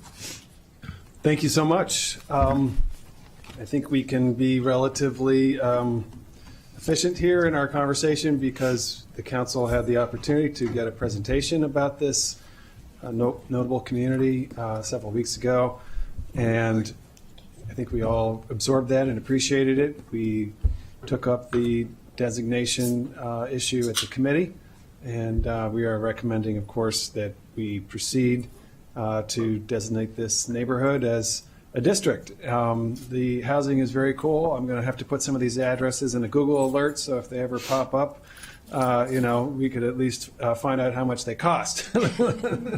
But in any event, very interesting design here, a community that was really successfully created in an architectural ethic, and in preserving it is going to ensure that it endures. So, Pam? Sorry, good afternoon. Yes, that is correct. So before the full council now is an action item to approve this amendment to the master plan for historic preservation, and it would create a historic district called Potomac Overlook. As Chair Reamer mentioned, there was no opposition at the public hearing. There was only one speaker spoke in support of this, and the committee got a second chance to chat about it and unanimously support the recommendation. You also have the planning staff here, the director and the chair, to answer any questions you may have. Chairman Anderson, would you like to make a few comments on this?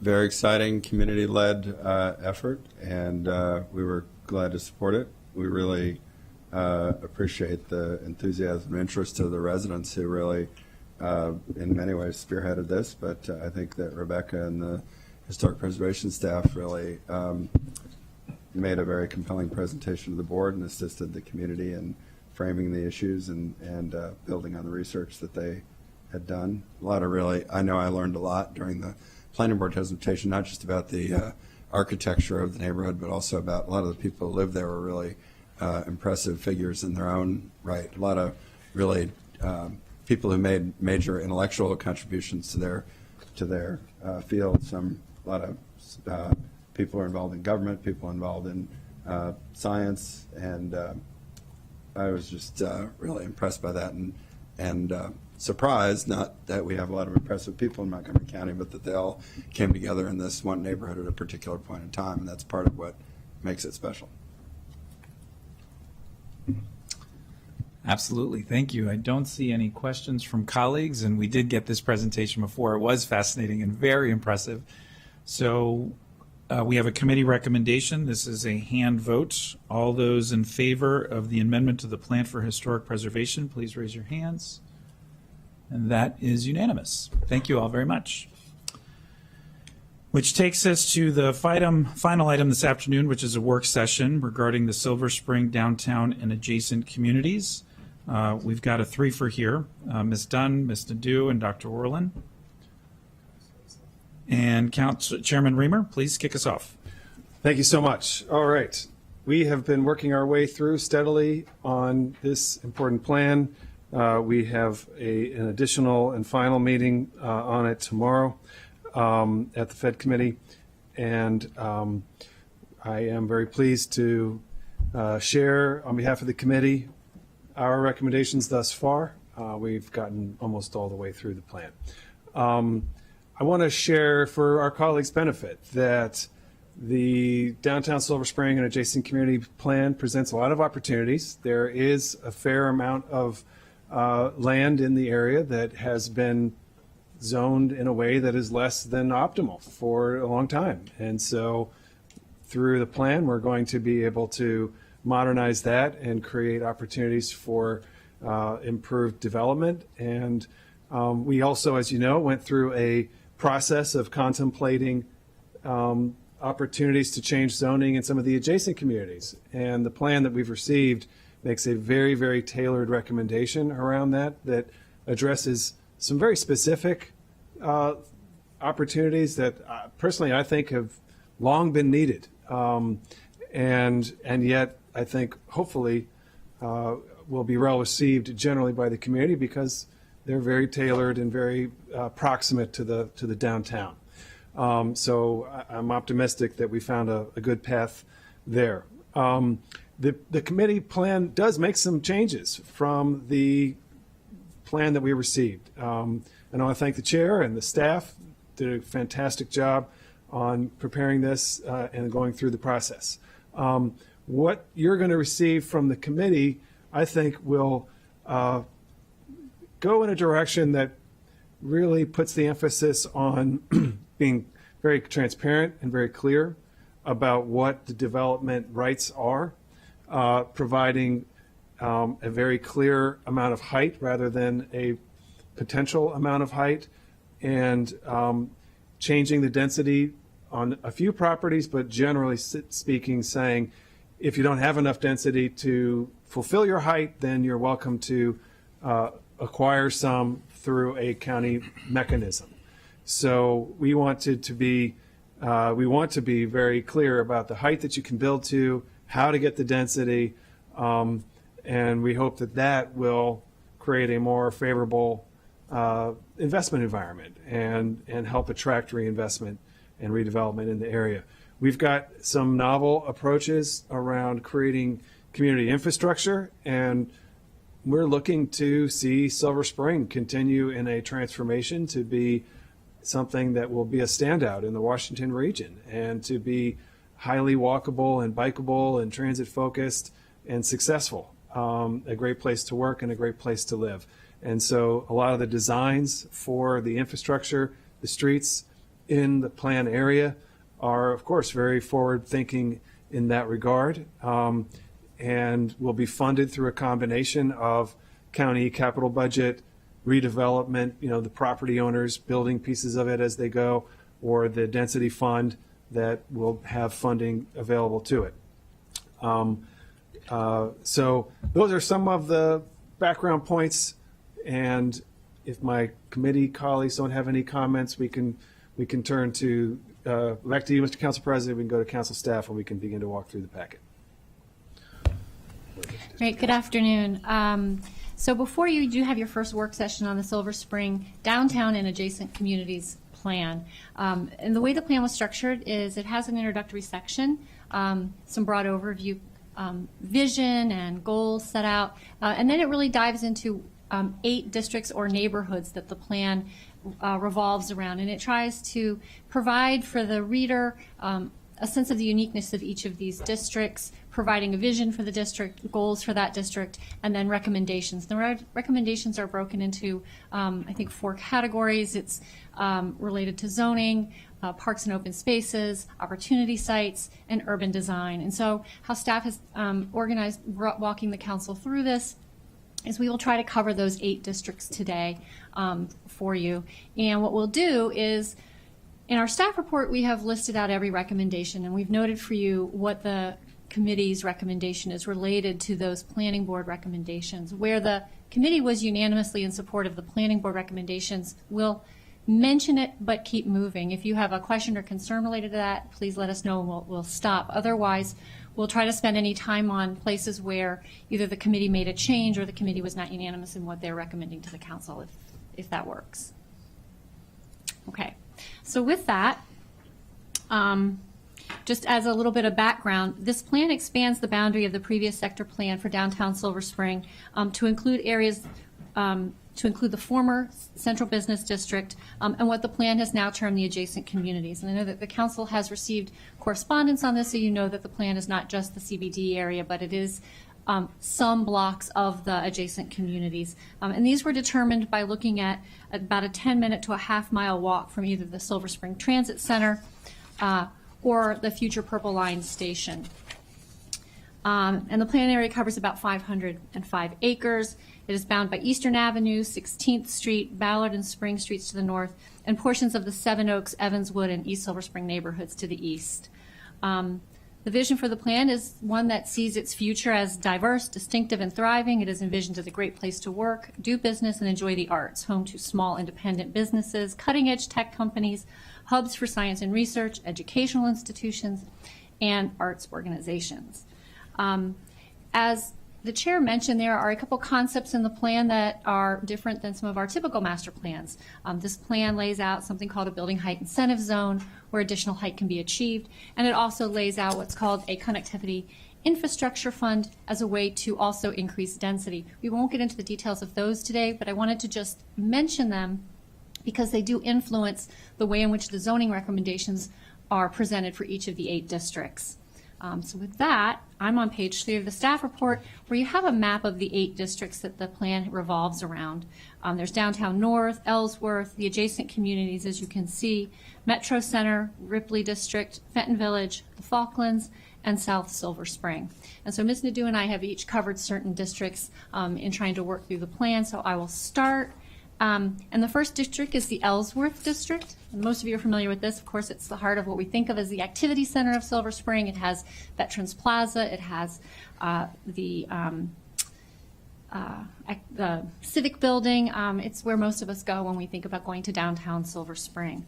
And so the plan, it sets up a recommendation for urban design. And the first one really includes looking at what's called a tower setback, how to push buildings a little bit back after you're a few stories up to not create walls of density along the corridors. And there's just a slight recommendation here to modify that language to just be a little more flexible than prescriptive about how that setback occurs. You'll see this recommendation related to urban design in a handful of the districts, and the same committee recommendation is just to provide language that's slightly more flexible but still support that urban design goal, and planning was in support of that. There's a second recommendation for urban design, which the committee supported unanimously.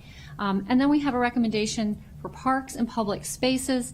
And the first one is it says support continued work with the Maryland Historical Trust on appropriate improvements to the parking lot at the Silver Spring Shopping Center to better draw pedestrians through the lot into the Ellsworth Place Pedestrian Mall. And we did have some discussion of this. We received correspondence on it. We've been talking to the Art Deco Society, and I missed actually placing in here, we had done this at a separate work session that we discussed historic resources. And the committee did unanimously approve some slight modification to the language for this recommendation, which would include not only a reference to working with the Maryland Historical Trust, but working with the Historic Preservation Commission. And then rather than stating it would draw pedestrians through the lot into the Ellsworth Place Mall, that's replaced with a reference to just retaining the character and supporting the character of the site, the features of the site. And the committee supported that. The next, there are opportunity sites that are recommended in this district. Yeah. I just wanted to put a point on that. It was to preserve the character through preserving the shape. Right. We did not. We did had a not use discussion the of word whether function. parking was a function we wanted to preserve, and we concluded no, not necessarily. We thought that the shape of the parking lot was sufficient to convey its historic importance. Right. I think the actual wording I have written down here was consistent with retaining its character-defining features, if that's appropriate. Next, you'll see on page 5, we have the opportunity sites for this district. It mentions the Whole Foods parking lot area, 8807 Colesville Road, Ellsworth Drive. There's a mention of 8551 Fenton Street. Just to note, in the plan, I think that referred to as 8551 Colesville, so just a misprint. It's actually 8551 Fenton. We had some conversation about that site. And the last one, parking lot at Ellsworth Plaza. Again, you'll note just a slight revision on that at the bottom of page 5 to rename it. Its more appropriate term is Silver Spring Shopping Center. As for 8551 Fenton, this is being recommended as an opportunity site. The conversation here revolved around its former tenancy by the Morton's department store, and you've also probably received correspondence related to that. And so what the committee came to was a decision that, like the parking lot and the reference to the historic resources section, it would be appropriate to note here that this opportunity site is in the historic district, and to make a reference to the historic resources section of the plan. And there can be language as appropriate about the site. If there's any questions? I think it just might be worth saying what an opportunity site is. We're starting from scratch here to some extent here. So remind us what an opportunity site is for those watching. I'll actually defer to the planning staff on this one. I think they have a better grasp on the... Well, it means we want this to develop. That's what it means. Yeah. When an opportunity site will have a combination of height and density and other design, ideas around the street, that we're saying this is one of those places that we think are great opportunities for redevelopment of Silver Spring. So that's all. I just wanted to make that simple point. Correct. Thank you. As for zoning, the committee supported the zoning recommendations as listed in this part of the plan for the Ellsworth district. The next district is the Fenton Village district, and as most of you know, it's really about small, diverse businesses. It's really about a village feel, not super tall buildings, at least along Fenton Street and along parts of Georgia Avenue there. And the idea is to continue to support those small businesses and expand the presence for the arts. On page 6, you'll see, again, an illustrative diagram of the area. For each of these districts where we have this diagram or the mapping, it does point out where those opportunity sites are located as well. And here the recommendations for urban design were all supported unanimously by the committee. As for the parks and public spaces, the first recommendation was to expand what is called the existing Fenton Street Urban Park into a cohesive neighborhood gateway park that is directly connected to the Green Loop, which is another recommendation in the plan. That park or that expansion could potentially cover some what are currently light industrial properties. And so the committee supports adding just a phrase, should property in the area become available. It's completely exciting to think about a bigger park there, but there's another goal of trying to preserve light industrial, and so simply wanted to convey that both uses in that area are appropriate for the plan.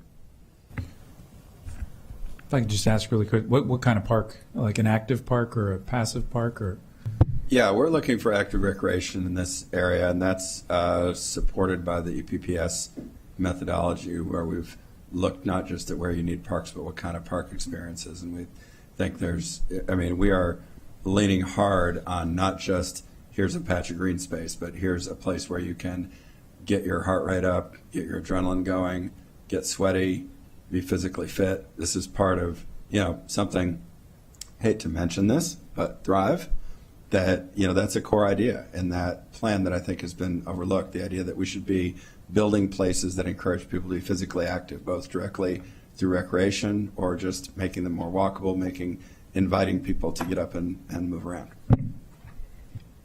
Right. And you can see on the map, this is on that edge of Silver Spring by East-West Highway and Fenton. So it's away from home, so we think we could do a skate park there, something that ordinarily is difficult to locate because it's not right next to somebody's bedroom window. Thank you. Great. So the second park and public spaces recommendation is actually one. It's to provide a half-acre public green space along Fenton Street with any redevelopment of the public parking garage number 4. That's actually going to be addressed in the next section, which are opportunity sites, and public parking garage number 4 is the first one of those opportunity sites. And the plan wants to encourage the redevelopment of this garage through a public-private partnership with the parking lot district, and it has a few recommendations for how the site should redevelop it. It really sees the site as an opportunity to provide that green loop connection east-west across that site, to provide a travel connection north and south. It would align up with another current public right-of-way that is north of this site, and then to still provide some green open space. The change the committee made here was to just soften the language a little bit about the half-acre green space to make it a half-acre or a minimum of 1/3 acre in redevelopment. We did receive correspondence from the exec branch concerned about the number of recommendations for this site in redevelopment and on its ability to actually redevelop. But I think that as the committee discussed it, realizing that it does fulfill multiple goals of the plan, it still makes sense to keep those recommendations there. And the committee supported the other opportunity site recommendation for this district. And then lastly, there are, again, zoning recommendations related to supporting small business and maintaining a pattern that is transitional, and the committee supported those recommendations as well. I just wanted to share. Okay, so Fenton Street, the parking garage across from the 7-Eleven kind of where the American Legion is. It's that parking garage. So I am a little worried about the multiple demands on that piece of property.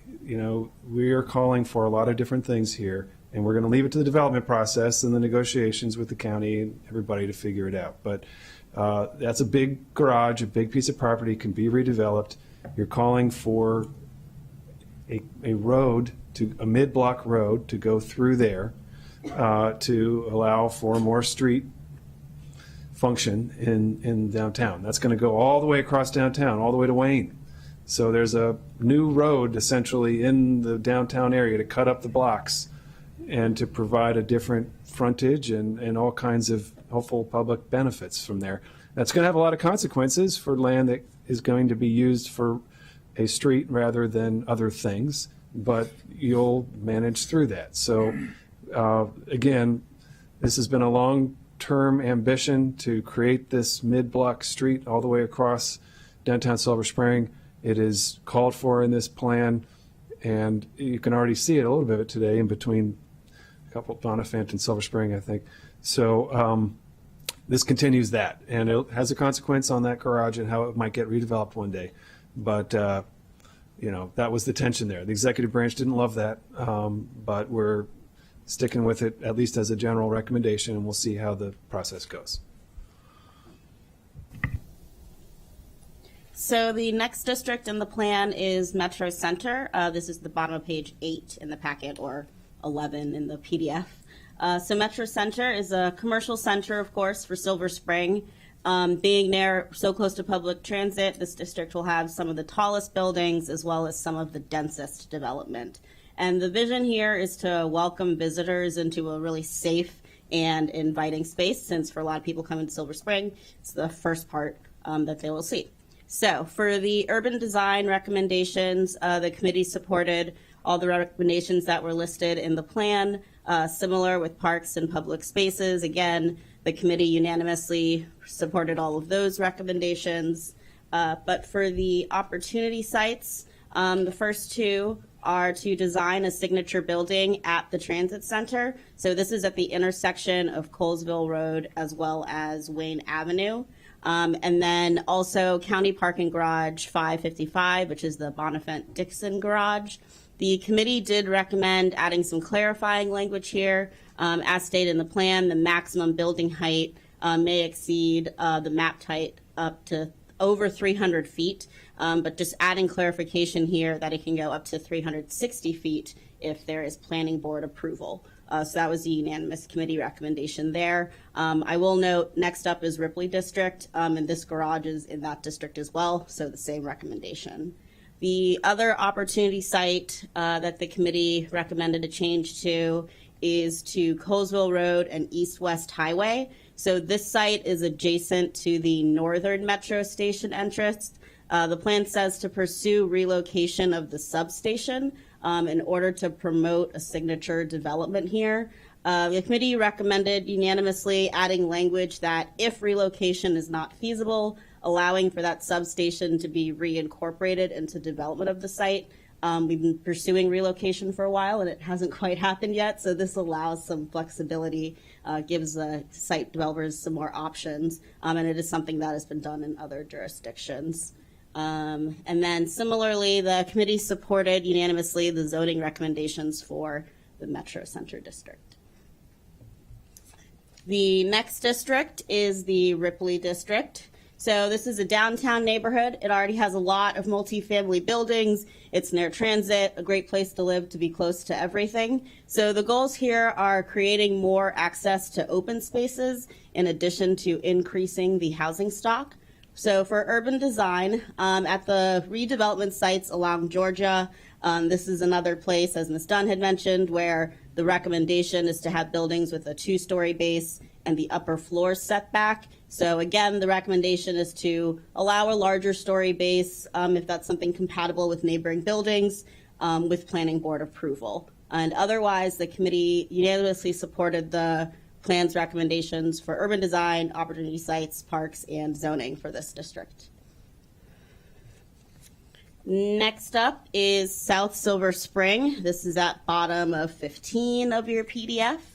The vision for South Silver Spring, it is, of course, if you look at the map, a very, very large district with a lot of different housing types. It's got commercial uses, educational uses, lots of public spaces, and most notably, this is where Jessup Blair Park is. So again, under the urban design recommendations, another spot where for designing buildings at that low 2-story base, allowing some flexibility with planning board approval. And then for parks and public spaces, the plan recommends providing a new urban recreational park that would be between Kennett Street and East-West Highway. We received testimony from the developers at 8040 13th Street.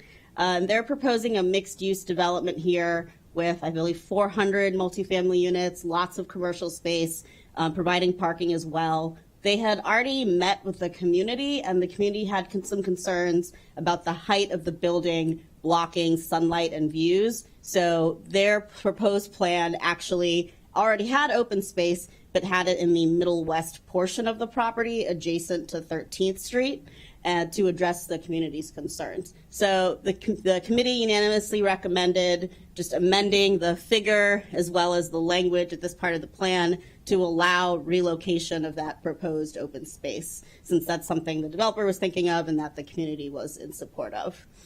Also for parks and public spaces, we will be covering parks at a later council work session. But since this is the district where Jessup Blair Park is, the committee did talk about it here. The plan recommends renovating Jessup Blair Park to create a unique open space with social, active, and contemplative uses. But what the plan does not mention is Jessup Blair Park House, which the council received a lot of written testimony about. So the committee's unanimous recommendation here is to just add some language supporting renovation of Jessup Blair Park House, since that's something that a lot of people are very interested in. And as for opportunity sites, there are some that were in the map that goes with the plan that didn't have written details. So the committee recommended adding language for those sites. Just really quickly, Ms. Nadeau, thank you to the committee for making that recommendation. I've had the opportunity recently to visit this park, and I know there is a lot of interest in activating that area with some arts-based activities that I think would be really exciting. And I had no idea, frankly, the history behind that home until I really focused on it not that long ago. Council Vice President Glass had a question or comment. Thank you, Mr. President. Thank you for the presentation, and particularly with regard to South Silver Spring, the focus on parks and outdoor space for all the apartment dwellers there. Related to this, but not directly part of this conversation, is we recently appropriated a fund for the procurement of one of those pieces of property on Kennett Street between Kennett and East West Highway, which will be turned into a park. And so can you provide an update just on timelines? As we're talking about long-term vision with this, there is a more immediate need and an immediate conversation in the community about more green space there. The new park. Oh, the NTB. The NTB, yeah, right. The NTB site. I wish I could tell you we had a facility plan in the works. We're going to have to regroup, and this might be a good time to make a pitch. We really need that capital budget money. We did get some more money from the state, and that's helpful. We certainly view this as a top priority park site to develop into a great urban park.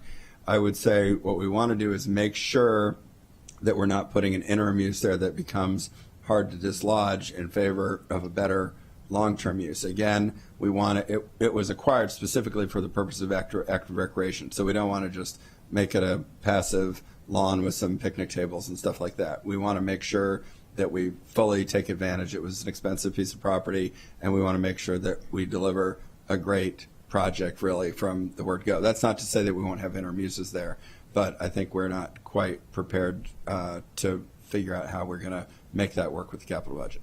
Appreciate that. I just wanted to elevate that as we are actively engaged with residents in that community about green space and remind them of this exciting park that will be built, hopefully in the near future. Yeah, you can assure them that it is top of mind and is at the top of the list. Great. Thank you. Oh. And I would just note, we actually just, we'd had a collection of funds that had been dedicated by previous development projects called the Silver Spring Amenity Fund, and we just transferred that funding to parks to work on this project in downtown Silver Spring and others. So again, that was a significant contribution of money, and hopefully will help move the project forward. Thank you both. Thank you.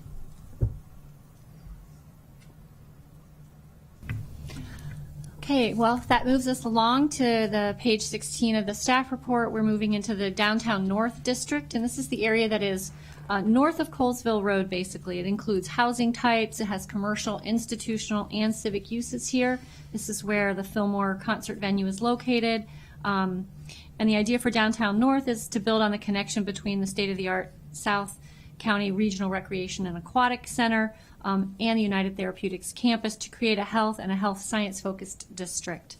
You'll see an outline of the area on the top of page 17, and again, it shows you some of the opportunity sites, and the green loop where it occurs is in the dotted green. Other connections are in dark. The recommendations related to urban design were supported unanimously by the committee, as were the recommendations for parks, public spaces, the opportunity sites, and the zoning. So there really was nothing about this district that was a big conversation piece as we discussed this with the committee. I will take this moment to say, during our review, though, of the plan with the committee, we have occasionally received correspondence on property-specific concerns or items, and we are circling back on those tomorrow with the committee. So where you might think, oh, I think I might have seen a piece of correspondence come across that mentioned a property in this district, but they're not talking about that, we're really covering that tomorrow with the committee, and we'll regroup with the council at the very end on things like that where some change has been made. Let's see. The other thing I will note, again, this is parking garage 2 is in this district. And again, we've received a letter from the county exec related to garage 2, similar to receiving a letter related to garage 4, and those are going to get covered tomorrow, so you will come back to those. That and Falklands. So the next district is the Falklands District, which is on page 18 of the staff report. So this is a really historic area, and the vision is to retain the existing affordable housing there while embracing higher density mixed-use development. And some of the goals include maintaining significant green cover, as well as providing public open spaces. The committee supports the urban design recommendations that were given in the plan. As for parks and public spaces, as well as opportunity sites, there's figures that show several of those sites that weren't listed in the plan. So the committee recommended adding language related to those sites. And lastly, I just wanted to note that the council did receive testimony about adding the Falkland North parcel to be included in the plan, in one of the plan's historic districts. Later in the plan, there's a garden and mid-rise apartment historic district that includes the southern parcel of those apartments, but not the northern parcel. So staff and the committee looked at this, and that parcel has actually been studied several times by the planning board as well as by the council. I believe the last time was in 2009. And ultimately the decision has been not to preserve the northern parcel for historic preservation. And also, just as a note, that there is an approved site plan for redevelopment of that site as well. So that's why that parcel is not being included in the historic district. Just an observation. There was a lot of excitement a couple of years ago when there was a plan that was submitted, and it's been disappointing that that plan hasn't gone through. I think or hasn't proceeded. It is tied into, I think, broader economic shifts and the challenge of doing development. And I sincerely hope that the property owners can get back and secure the capital to proceed with that once again, because I remember at one point there was talk about a Harris Teeter. There was going to be a Harris Teeter, but people really thought that was going to be great. And, there is a lot of garden-style apartment communities in downtown Silver Spring. And, we could have more dense housing in downtown Silver Spring. There's just no question about it. Like, we've designated a bit of this as historic. So there's about half of Falklands is designated historic. Save us. The other half does not need to be designated historic. Let's proceed to redevelop it so people can live near public transportation, reduce their climate impact, create economic benefits, community strengthening. I mean, there's just so many advantages to having people live together in urban areas, and we don't want to get in the way of that. So we hope that it will happen sooner rather than later, and that's one of the goals of this plan, is to help make it happen sooner rather than later. Thanks. Okay, that takes us to page 20 in the staff report, and now we're at the last of the 8 districts. This is the adjacent communities. And according to the plan, the vision for the adjacent communities is to provide a greater variety of housing types, and as the plan states, consistent with the recommendations of the Attainable Housing Strategies Initiative. The diversity of housing types is envisioned to be fully integrated into the existing neighborhood fabric and to allow a wider range of residents to enjoy the valued proximity to the downtown.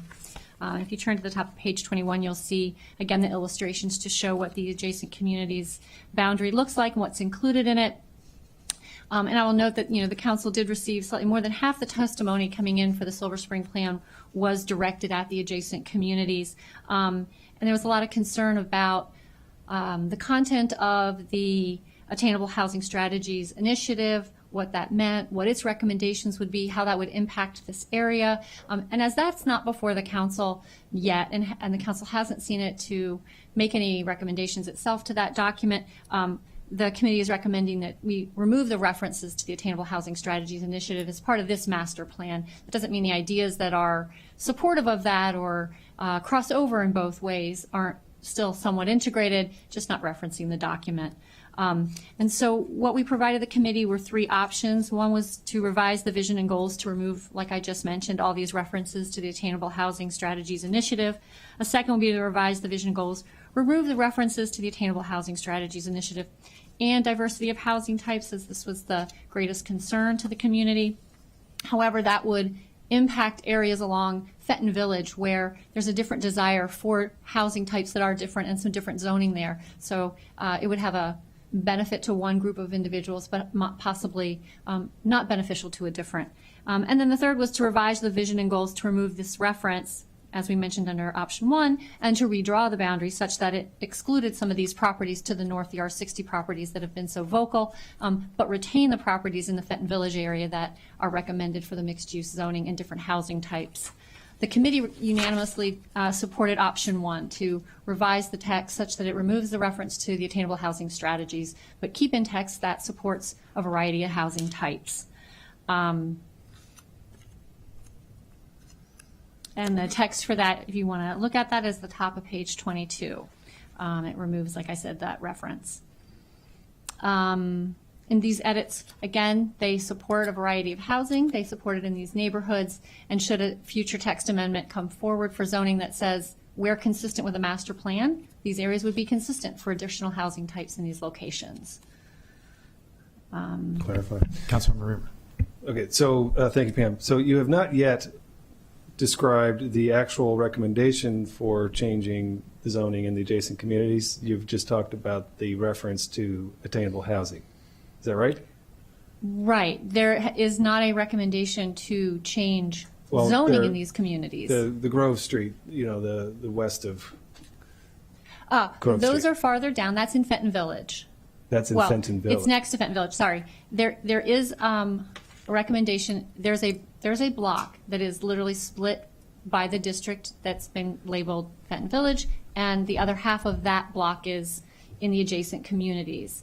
The point I wanted to make here was we went through a big process with all the surrounding neighborhoods. There was support for changing zoning to allow a denser housing type. There was a lot of opposition to it as well. What the plan that we received ultimately recommended was a very tailored approach to allowing for housing densification. Very tailored approach. And a good example of it, there are only a few examples because it was very tailored. A good example of it is Grove Street. So Grove Street in East Silver Spring.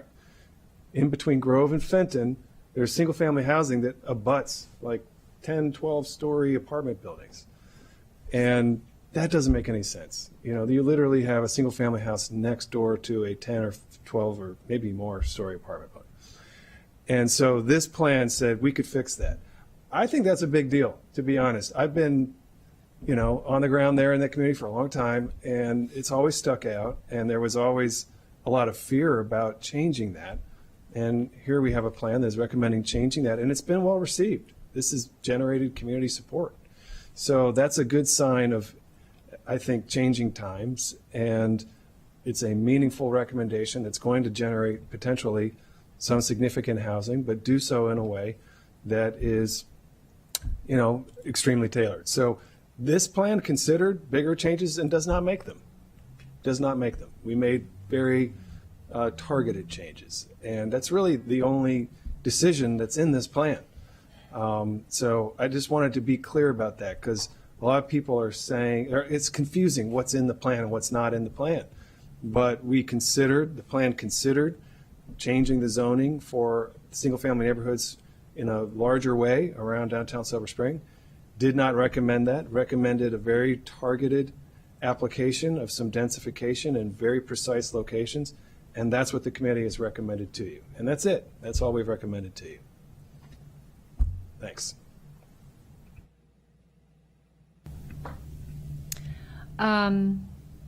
Right. I just want to clarify, as Councilmember Reamer just said, when you're looking at the adjacent communities, there is a zoning change that occurred that we have not heard opposition to, and that was along that edge between Fenton Village and the adjacent communities, where the block is literally split. And so now the block will receive CRN zoning, the very least intensive of the CR zones, with, in most cases, zero commercial. So it really is just framed to allow more housing types in that area, where you have that connection between Fenton Village and the adjacent communities. And in the other areas of the adjacent communities, there's one other slight change. It is currently a senior housing project, a senior housing facility, which is also being recommended for some mixed-use zoning. That hasn't received any opposition either. There are two, I think, townhouse communities also in this area. They're just getting their zoning changed to something more updated that was done in the zoning rewrite, and then you have the R60 neighborhoods. And so the zoning is not being recommended to change in the R60 neighborhoods, but there is a recommendation for more diverse housing types in those communities. And so a future ZTA to change how that might work could impact those neighborhoods, but it does not change their zoning. Okay, just to say again, because this has been super confusing. A future ZTA could say, well, this ZTA will change zoning in these kinds of locations, and among those locations would be this neighborhood. It could propose that. Right. That would be for the county council to consider and decide. Right. And that ZTA could do that in a number of different ways. Mm-hmm. That ZTA could say, it's going to change densification. Councilmember Jawando introduced a ZTA that changed within a walk shed of public transportation. That would cover those same neighborhoods. So there is not any real distinction here that is, a ZTA can consider changing this in any number of different ways. This plan is not determinative about how such a ZTA could change things or what the county council might choose to do. Many people are interpreting this otherwise, but the accurate way to understand this is the most important thing is the zoning that we've actually changed is extremely targeted, and there isn't a decision here that, makes any other changes. It says these areas could potentially be a place where you might want to make some changes, and that's kind of what it says. So if that's, it's a little confusing. I will acknowledge that, but I think it's important to characterize it accurately here. Thank you. Okay, we moving along. There are recommendations on urban design. Again, we would eliminate the first bullet as it's really just referring to the Attainable Housing Strategies Initiative, so it's irrelevant here. As far as the parks and public spaces, there was unanimous support for that recommendation as well as for the opportunity sites. And I guess the zoning as well. So that pretty much wraps it up. Next time we come before the council, we'll be bringing you the committee's recommendations on plan-wide recommendations, things like housing, plan-wide housing recommendations, land use and zoning that apply to the whole plan area, parks and open space, again, more broadly across the plan area, transportation, just to mention a few things. Thank you. I don't see any other comments or questions from colleagues. And so this, of course, was just a work session. I want to thank the committee for doing some heavy lifting, and sounds like the extension of the conversation will go on tomorrow as well. So with that, Thank you all very much. That was our last item today. We will now adjourn until our public hearing at 7 o'clock this evening. And correct me, that is virtual, correct? Yes. Great. With that, we are adjourned. Thanks, everybody.